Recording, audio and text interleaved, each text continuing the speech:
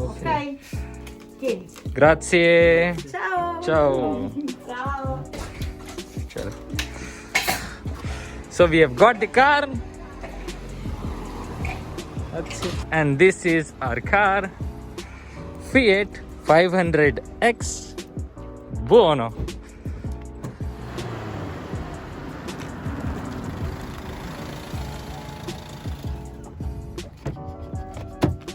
Alright, so guys, welcome back to another vlog. और ये black beast Fiat 500X. तो ये गाइस कार हमने रेंट पे ली है. वैसे हम लोग प्लान कर रहे थे कि कोई BMW या रेंज रोवर लेंगे जिसमें सनरूफ होगा, बट वो अवेलेबल नहीं थी और हमारा बजट भी उतना नहीं जा रहा था. यहाँ पर आपको पता है गाइस, अगर मुझे एक रेंज रोवर वेलार एक दिन के लिए रेंट पर लेना है तो वो मुझे करीबन 500 यूरोस की पड़ेगी. इन इंडियन रुपीस मैं कह सकता हूँ 40 to 50,000 पर डे का सिर्फ रेंट. ओह गॉड. तो सबसे पहले तो इसके बारे में डिटेल डिस्कशन करेंगे. मैं इस कार से 400 किलोमीटर ट्रैवल किया है. हम लोग अभी अमाल्फी कोस्ट गए थे तो इसी कार से गए थे. बहुत ही कंफर्टेबल कार है. 4 to 5 पर्सन के लिए हम लोग 5 पर्सन कहते हैं. और मैं ये बताना चाहूँगा, एज ए स्टूडेंट भी आप, एज ए फॉरेनर अगर आप यहाँ पर ट्रैवल पर्पज से आ रहे हैं या स्टूडेंट के पर्पज से आ रहे हैं तो भी आप ये कार ले सकते हैं. सबसे पहले हम लोग कार का इंटीरियर देखते हैं. तो ये है कार का इंटीरियर. काफी क्लासी इंटीरियर है और अपडेटेड मॉडल है Fiat का 500L. तो ऑसम है. और यहाँ पर लेग स्पेस भी काफी ज्यादा है जिसकी वजह से कभी भी आप टायर्ड फील नहीं करोगे इस कार में. और most of the car rental agencies में आपको यही कार मिलने वाली है. थोड़ी गंदी दिख रही होगी जस्ट बिकॉज बहुत ज्यादा ट्रैवल करके आए हैं इसीलिए. And we have got a very big boot space. आज कार रिविंग कर रहा हूँ मैं क्योंकि मेरा शौक था ना, मैंने बताया था ऑटोमोबाइल इंजीनियर बनना था मुझे एक टाइम पर. तो इसलिए काफी बड़ा बूट स्पेस मिल जाता है जिसमें आप 2 सूटकेस रख सकते हो, एक स्मॉल और एक big. And we have got DRLs as well. अब हम लोग एक बार इसकी टेस्ट ड्राइव आपके सामने करके बताएंगे. और यहाँ पर विदाउट सीट बेल्ट आप निकलना चाहिए, नहीं तो इतना अच्छा खासा फाइन लग जाएगा. Alright, so let's go back first.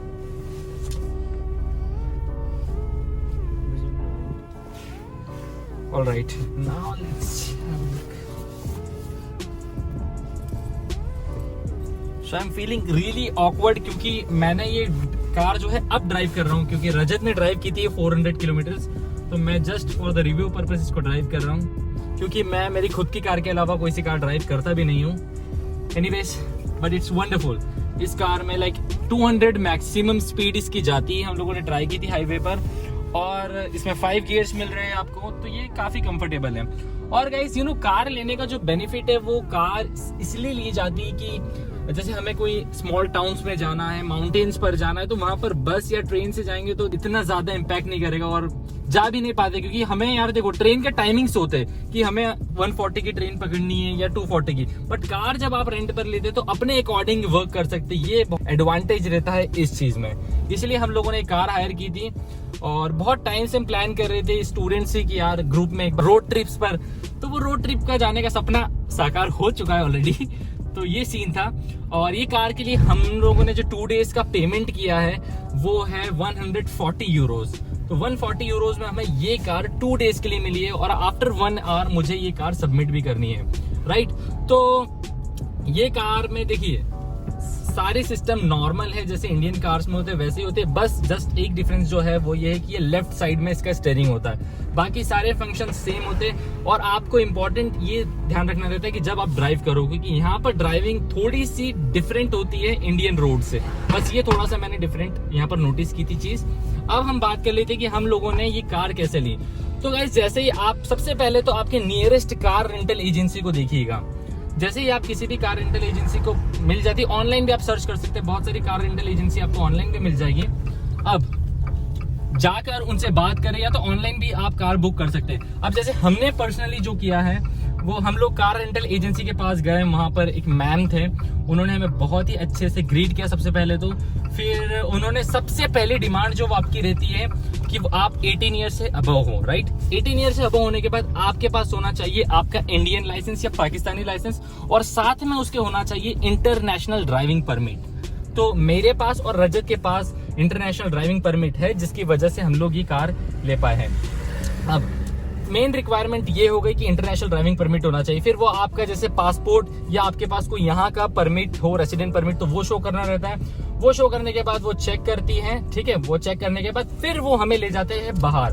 वहां पर वो हमें कार्स दिखाते हैं कि कौन सी कार्स उनके पास अवेलेबल हैं और कौन कौन सी कार्स आपको पसंद है। तो हम लोगों ने ये फिएट की, हमारे पास चॉइसेस कम थी क्योंकि हम इंस्टेंटली कार लेने का, तो मैं यही रिकमेंड करूंगा आपको कि आप पहले से बुक कर ले अगर आप कहीं प्लान कर रहे हैं जाने का। तो इंस्टेंटली ये कार लेना पड़ी थी हमें।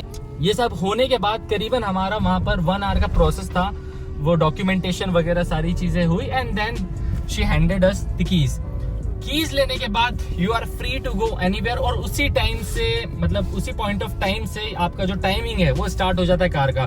तो हमने ये जो कार ली थी वो 3 फरवरी को ली थी 5 o'clock पर, और आज हो रहा है 5 फरवरी और अभी है 4 o'clock। तो जस्ट आफ्टर 1 आवर ये कार हमें रिटर्न करनी है। तो अब इसमें पेमेंट कैसे किया है ये जानना भी बहुत जरूरी है गाइस।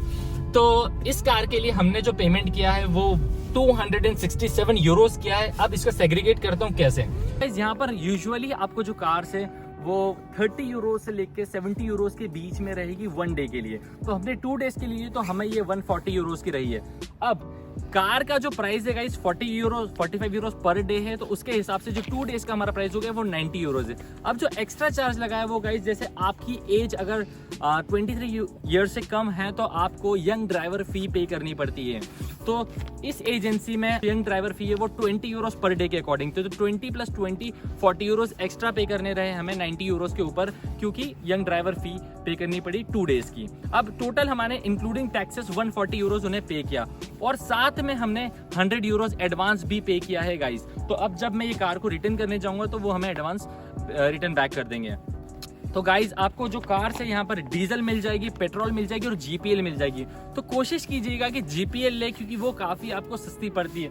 अब ये जो कार है हमारे पास सिंगल कार अवेलेबल थी तो हमने ये डीजल ले ली थी। एनीवेज कोई ज्यादा डिफरेंस नहीं आता है, क्योंकि यहाँ पर जो डीजल का प्राइस है वो भी 1.5 यूरो पर लीटर है, तो इतना डिफरेंस नहीं आता है। एंड गाइज कुछ इंपॉर्टेंट बातें जब आप कार ड्राइव करते हैं तो पहली बात ये है कि गाइज आपको हमेशा गूगल सपोर्ट की बहुत जरूरत पड़ेगी, गूगल मैप की। हम लोगों ने कंप्लीट हमारी जो जर्नी है वो गूगल मैप के सहारे ही कंप्लीट की थी। सेकंड, यहाँ पर गाइज जब आप हाईवेज पे रहेंगे तो आपके पास स्पीड लिमिट होनी चाहिए गाइज। हाईवेज पे आप लीगली 130 किलोमीटर पर आवर की स्पीड से चला सकते हैं। वैसे आपको इटालियंस तो बहुत तेज जाते हुए मिलेंगे, बट आप लोग 130 किलोमीटर पे ही चलाएं, क्योंकि वहां पर कैमराज होते हैं और वो रिकॉर्ड करते हैं आपकी स्पीड, और अगर उससे ज्यादा होती है तो वो फाइन आपको मेल कर देते हैं। तो वो चीज़ अवॉइड करिएगा, अदरवाइज आप जो एडवांस देंगे वो कट जाएगा। वैसे कई कंपनीज में आपको एडवांस भी पे नहीं करना पड़ता, जैसे हमें एडवांस पे करना पड़ा था इस वाली एजेंसी में। अगर हम दूसरी एजेंसी से लेते तो वहाँ एडवांस नहीं पे करना पड़ता, बट वहाँ पर जो हमारी डिजायर्ड कार थी वो हमें नहीं मिल रही थी। ये भी एक रीजन था जिसकी वजह से हमने लिया। अब हाईवेज पे गाइस जब भी आप जाएंगे तो टोल टैक्स आपको पे करना पड़ता है। तो टोल टैक्स काफी यहाँ पर, जैसे कहीं पर आपको 1.5 यूरो, कहीं पर 2.5 यूरो, कहीं पर 5 यूरो, कहीं पर 6 यूरो ऐसे टैक्सेस पे करने रहते हैं। तो कोशिश कीजिएगा उसके लिए आपके पास कैश हो और कैश आप डायरेक्टली वहां पर पे कर दें। अगर हम इस कार की माइलेज की बात करें तो ये 14 किलोमीटर पर आवर का एवरेज, नियरली 14-15 का एवरेज है इस कार का, और यहाँ पर डीजल का रेट है 1.5 यूरो पर लीटर के अराउंड। तो इतना कॉस्टली नहीं पड़ेगी वो चीज। और पार्किंग में जब आप बात करेंगे तो गाइस कहीं जगह पर आपको फ्री पार्किंग मिलती है और कहीं पर आपको पेड पार्किंग मिलेगी। तो ज्यादातर पेड पार्किंग रहेगी, तो वहां पर भी आपको ध्यान रखना है, पार्किंग टिकट्स परचेज करने रहेंगे, क्योंकि जब नए आते तो हमें समझ नहीं आते, कहीं भी हम लोग पार्क कर देते इंडिया में, तो वैसे यहाँ पर नहीं करना है हमें। और गाइस जैसे हम लोगों को जो कार दी थी उन्होंने वो फुल टैंक दी थी, तो हमें भी उन्हें जब कार रिटर्न करनी है तो फुल टैंक ही कार रिटर्न करनी रहती है। तो ये पॉलिसी रहती है कि आपको फुल टैंक देंगे और आप लोग भी फुल टैंक इसे रिटर्न करोगे।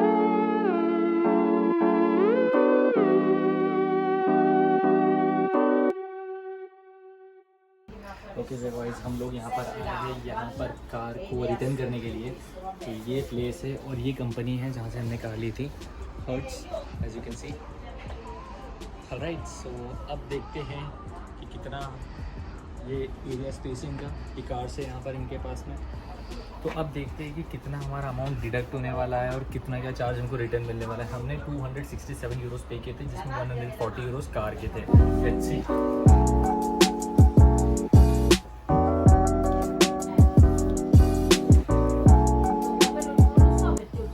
ये प्लेस है जहाँ से हमने कार ली थी, ये हर्ट्स कंपनी है और ये रेनॉल्ट डाशिया के बैक साइड पर है वहाँ पर।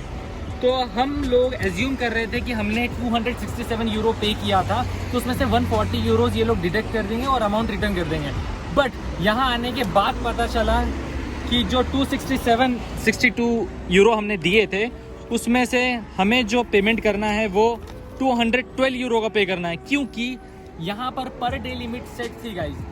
एक दिन में आप सिर्फ और सिर्फ 150 किलोमीटर चला सकते थे गाड़ी, और 2 दिन के हिसाब से 300 किलोमीटर। बट हम लोगों ने गाड़ी को चला दी टोटल 453 किलोमीटर, तो वो चेक नहीं किया था, वो उसी वजह से 60 यूरोस और ऐड कर दिए और टैक्सेस और मिला के ये 212 यूरो का इतना बड़ा बिल थमा दिया।